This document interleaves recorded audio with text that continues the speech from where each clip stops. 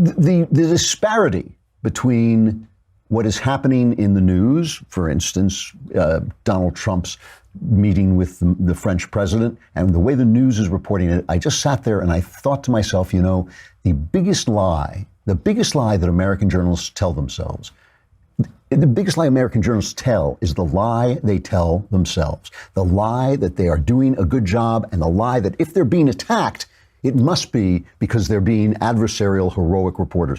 There's an old expression, and a lot of people are said to have said this: love your country, but don't trust your government. Well, my expression is love the First Amendment, but don't necessarily trust the people who use it, who benefit from it. I mean, I am an absolutist when it comes to the First Amendment. I don't believe there should be any censorship. I believe you should be able to say whatever you want, tell whatever you want. That's why I'm so annoyed and disrespectful of Google and Twitter and YouTube for silencing conservatives. I think everybody should get a chance to talk, but that doesn't make you a good reporter, and it doesn't make you a good journalist. And when I look at these guys, they are working so hard because Trump attacks them so much, as they deserve. They tell themselves that it's Trump. That's the lie. They tell themselves, oh, we must be really getting to him, when instead all they do is lie and lie and lie. And our press basically has now become an arm of the Democrat Party. I mean, there's just the numbers just show it. 7% of journalists identify as Republicans, 28% identify as Democrats, something like 50% identify as independents, and they are lying. They are just lying. They are Democrats. If any of those 50% who identify as independents has ever voted for anyone other than a Democrat, it's a socialist. I mean, they are not middle of the road. They don't let, a lot of places won't let journalists donate to campaigns, but those journalists who did donate, 96% of them donated to Hillary Clinton in the last election. And that doesn't mean they never report malfeasance on the part of Democrats, but when they do, it's basically self-criticism. They're saying, why aren't the Democrats doing a better job? And it makes their coverage a standing lie. If you did not report on Obama's IRS scandal the way at the level you were reported on the non-scandal about Russia collusion, you are a liar. You're lying. That means CNN, ABC, CBS, NBC, the New York Times. That means all of them are living in a bubble of dishonesty in everything they say. But the thing is, I used to think to myself, they're purposely propagandizing for the Democrats. But no, the biggest lie they tell themselves is the lie they tell themselves, which is that they are being objective. So there is an article in Variety, which is the show business trade paper, right? That it's called Inside the Intense Combative World of Covering the Trump White House. And who do they interview? They interview two of the biggest nudniks in journalism, two of the biggest idiots, April Ryan and Jim Acosta. Jim, look at me, I'm Jim Acosta. That's his nickname. His nickname is Jim, look at me, I'm Jim Acosta. And they are, there's also a Washington Post woman in there. Her name is Ashley Parker, but she never gets to speak because the two of them are so busy telling what heroes they are, these tremendous heroes. So let's look at just a couple of quotes, because they actually did get some of it on video. They talk, play cut number 9. This is April Ryan, Jim Acosta, on how heroic they are because people are threatening them with death. I actively get death threats, and just for asking questions. I mean, even when the president at that fateful first and only solo press conference, when I asked him about the urban agenda or his urban fix, and then he asked me to get the Congressional Black Caucus together, I started getting so much hate as if I did something wrong. And then when Sean Spicer told me to stop shaking my head, how dare you? You are nothing but this, that, and the other, and death from above, we're coming after you. Oh, it was terrible. Yeah, I probably receive more death threats than I can count. I get them basically once a week. And there was one this week that came in after the Easter egg roll situation. And it was a threat of violence. It was an email that came to me. I alerted CNN, made them aware of it, and our security people took care of it. And it's an unfortunate side effect of this environment that we're living in right now. Nobody should send death threats to anybody. You should never send death threats to the press. But just because you're getting death threats doesn't mean you're not a schmuck. I mean, Jim, look at me, I'm Jim Acosta, is one of the worst journalists I have ever. He's a clown, and April Ryan is absurd. But they tell themselves that because people are threatening them, because Trump is angry at them, they must be in an adversarial position, and therefore they must have been in an adversarial position with the reporters who come before.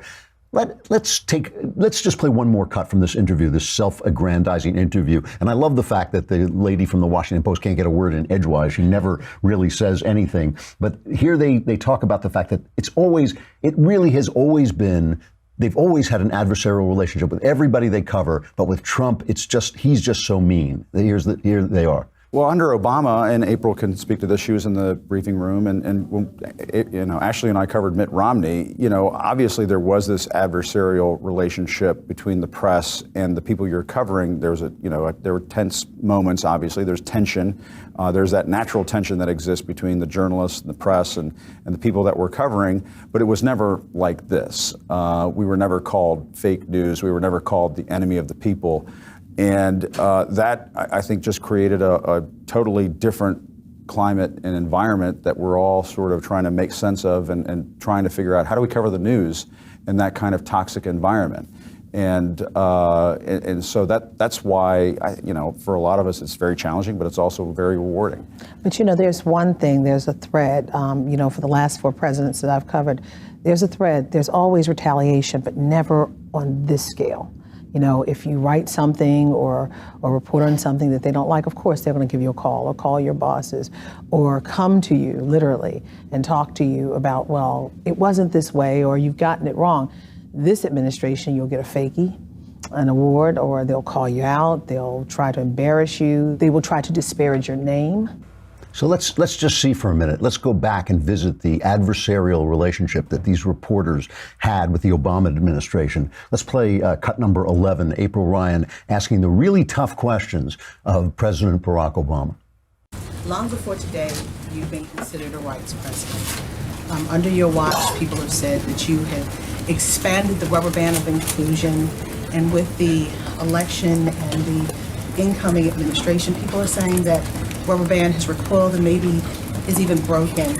And I'm taking back to a time on Air Force One going to Selma, Alabama, when you said your job was to close the gaps that remain. And with that, what gaps still remain when it comes to rights issues on the table?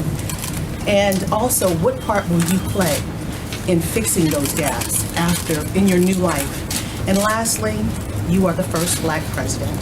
Do you expect this country will see this again? I mean, it's hard to understand why Trump would, take after these people, but not Obama. Why Obama was so nice to them. Why Obama did not, when Obama got any kind of a question that asked, the press discussed for days whether it was because of race that he had been asked the tough questions. Now let's look at the way these guys talk about Donald Trump, okay? Donald Trump put out a tweet about sanctuary cities in California rebelling against the state's declaration that we're a sanctuary state, right? And he put out a tweet, said, there's a revolution going on in California. So many sanctuary areas want out of this ridiculous crime-infested and breeding concept. Jerry Brown is trying to back out of the National Guard at the border, but the people of the state are not happy, want security and safety now. So it seems obvious to me when he said this breeding concept, what he meant was this concept that is this idea that's just getting worse and worse. Listen to Ryan and Acosta ask what this word means. And you tell me if they would ever have taken anything from Obama out of context like this. Listen to this. When he used the word breeding, was he making a derogatory term about Latinos in California, that they breed a lot or that they're prone to breeding? No, he's talking about the problem itself growing and getting bigger. What does breeding mean to this president? Because when you think of breeding, you think of animals breeding, populating. I'm not going to begin to think what you think. Certainly, I think that it can mean a lot of things to a lot of people. But the president is talking about a growing problem, and I addressed that with Jim. I don't have anything else to add. So they got to ask twice. They got to ask twice about his use of the word breeding. They must be out there breeding. And they did this. You know, it was serious when they did it in Charlottesville, you know, when they did it about that. That was serious. They make the guy look like some kind of racist madman so that Kanye West has to, like, suffer the slings and arrows of outrageous fortune because he actually is friends with Donald Trump, who's won awards for his work among the black community. It's utterly absurd. It is utterly absurd. But the lie, the biggest lie they tell is the lie they tell themselves. You know, the New York Times had an article, it's a former newspaper, you may have heard of it. They had an article about what you never see that point of view in the mainstream press. And they took a poll of about 1,000 people. What would you like to see in the mainstream press that you never see? And of course, the biggest one was you never see any Trump supporters. You never see anybody in Trump supporters. And at the same time, they said, oh, also, we'd like to see more open communists, open social, like we never see people on the left. Now, I believe that the Times is lying about this, but I think everybody must say, how come you have no Trump supporters in your newspaper? Not one. So he says, well, the guy writing it, he says, well, yeah, it's true that we don't talk enough about Donald Trump, but the Trump problem strikes me as trickier to solve because so much of Trump's political style depends on lying. Well, so much of the New York Times depends on lying, too. If you did not cover the Obama IRS scandal, the greatest presidential scandal of my lifetime, a lifetime in which includes Watergate, if you didn't cover it the way you're just won this Pulitzer Prize for covering the scandal that doesn't even exist about Russia, then you're a liar. You're just, even your good reporting just contributes to the lie. You know, I know that Joy Behar is not a journalist, but I just want to play this for 1 minute. Joy Behar, that horrible cackling humanoid on The View. They had this picture at Barbara Bush's funeral where Obama and George W. Bush and Clinton were all there and they're smiling and they're, and Joy Behar says, isn't this wonderful? Isn't this the way it ought to be if only Trump could be like this? So listen to Joy Behar. This picture made me nostalgic for the America that I grew up in, basically, where there were statesmen running the country instead of conmen and thugs. Now, one of those people in that picture denigrated the press. I think that differentiates all of those from Donald Trump. They didn't like the press. There were many acrimonious moments where people got into trouble with the press, even George W. and Clinton. They were not happy. But this guy goes after the press as if the press is the enemy and makes up fake stories. And that's why they're different from him. That's one of the main reasons why we should be looking at that picture and understanding what we had. Joy Behar said of the George W. Bush administration, I don't know what it's going to take for people to really wake up and understand that they are liars and they are murderers. This is the George W. Bush administration. That's what I mean, though. This is what I mean. I know she's not a journalist, but they're all like this. They're all like, they don't know. They don't know that they said the same thing about Mitt Romney that they say about Trump, that they treated George W. Bush like scum. They treated him like dirt. They kicked him around like a soccer ball, and they treated Obama like the second coming of Christ. I mean, even Barbara Walters said that. We thought he was this new coming of the Savior. And they don't, and they think that doesn't affect the way they cover it, and they think we don't see the way they cover it because they think it's reality. See, that's the thing. They think, yes, we did treat Obama like Jesus because he was Jesus. That's why we do it. And we treat Trump like a devil because he's Satan. Anybody can see it. I mean, this is the thing. They're living in this lie. So let's just look. It really always helps, at least once a week. It always helps to stop, look at reality, look at what's really happening, and then look at the coverage in the press. And it couldn't be any funnier with Trump meeting with the French president, Macaron, or whatever the heck his name is, McKinney. They had their first state dinner. And first, before I start on the rest of the press, I have to give kudos to CBS, who finally noticed something that has really gotten to me, is that Melania Trump is a great first lady. She's far, far better than, it would be hard to top W's wife, Laura Bush. It'd be hard to top Laura Bush, but she has been elegant, classy, and after all, her husband is under fire. Her husband has probably done terrible things in their marriage, and it's all coming out, and yet she remains incredibly classy, and CBS finally noticed the disparity. Play that clip. But if she's seen mysterious, maybe one reason is the media hasn't exactly embraced her.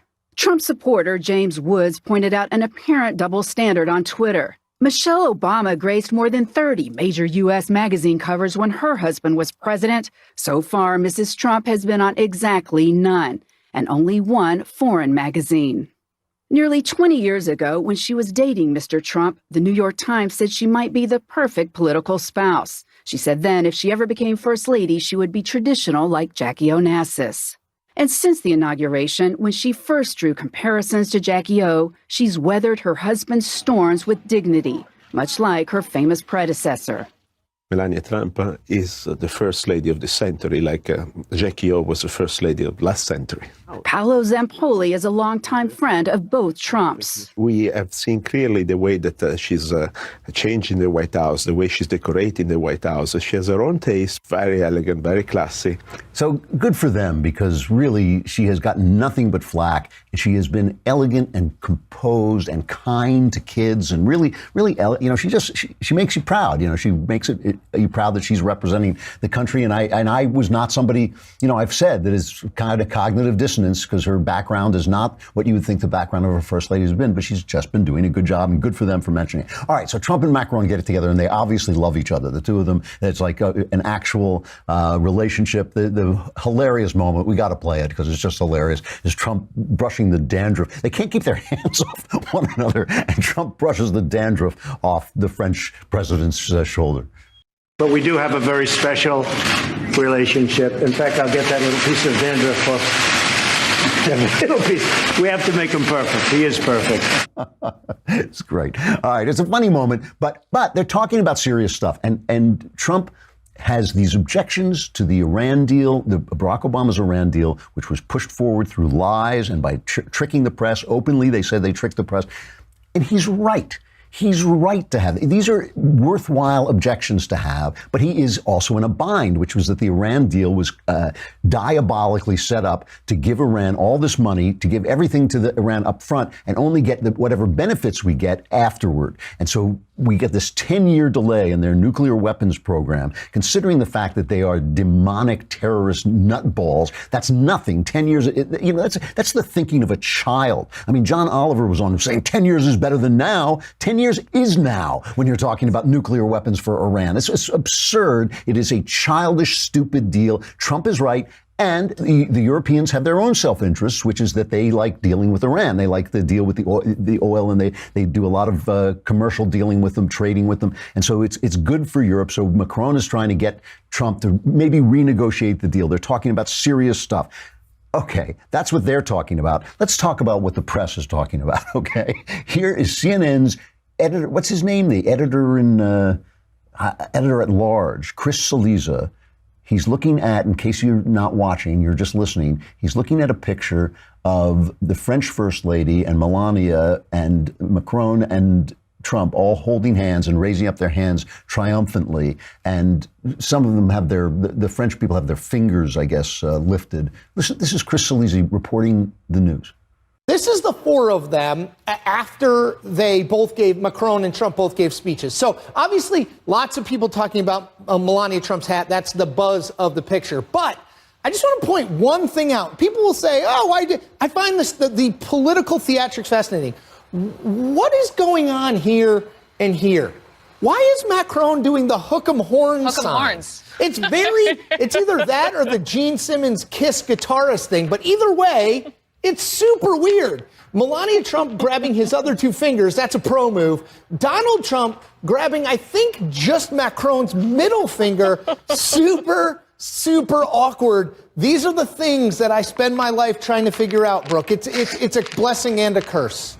It's a curse for us. It's a blessing for you that you're getting paid to do that. Say that you got paid to waste 45 seconds of actual airtime talking about that. And let's just go back to the New York Times for a minute. How they're covering this. It's an obvious friendship between these two guys, and who knows why it is. It's like they hit it off. They like each other.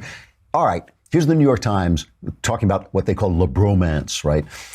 For all of the disagreements and differences of opinions that the presidents hashed out privately on Tuesday, none more prominent than whether to keep or scrap the nuclear deal with Iran, Mr. Trump and Mr. Macron seemed to revel in each other's presence, pouring on the charm. Perhaps it was a diplomatic strategy on the part of Mr. Macron, who hosted Mr. Trump last summer at the Bastille Day parade in Paris, or perhaps Mr. Trump was simply trying to please or dominate his guest. The idea that they might just like each other never occurs to them. It's, Mr. Trump took, because how could they? Because the New York Times doesn't live in a world where that's possible. Mr. Trump took Mr. Macron's hand as they went to walk into the Oval Office, not letting go as they strolled away. It was a stark contrast to the chilly reception Mr. Trump appeared to receive from his wife Melania earlier in the day as they awaited the Macron's arrival on the South Lawn, when he reached his fingers over gingerly to try to clasp hands with Mrs. Trump, who at first did not reciprocate, and ultimately they did hold hands.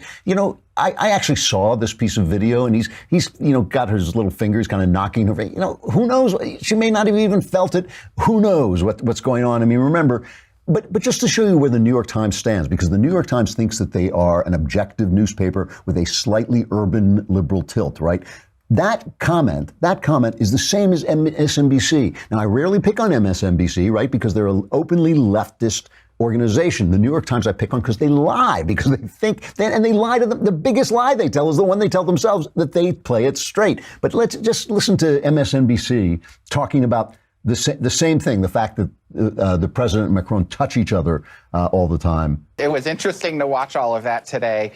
There's clearly a relationship that's developed between Trump and Macron. What we haven't kind of seen relationship? that. Well, I don't know, but we do not see that with Merkel, who's going to be. We do not see that with Merkel, Melania. I've never seen him. I've not seen him touch Melania that many times. It is, like I expected from MSNBC, I expected from the New York Times too, but the New York Times doesn't expect it from himself. Let me end this with just a little piece from one of the really good websites is Campus Reform, which goes out and talks to college kids and just shows how little they know about things. That recently they went out and they asked them about Trump sending troops, National Guard troops, to the border to protect the border. And first asked about Trump and then told them, only then did they tell them, that Obama had done exactly the same thing. And listen to this and think about the media, because this is what the media is like. I don't think it's good to send, militarized troops to people who are coming in unarmed. Walls don't really keep people out, and just think about it, how many airplanes are there? They're basically there to was it shoot to kill? I don't want there to be any loss of life. That seems like the only goal here. Did you know that President Obama did the exact same thing when he was president?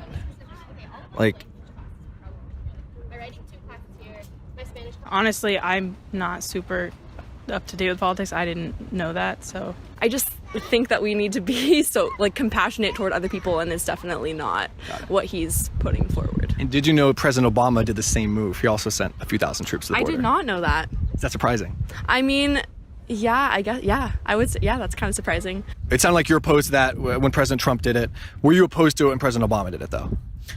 When President Obama did it, I felt that there was, I suppose, different coverage as to what the intentions were. I don't know anything about that, personally. But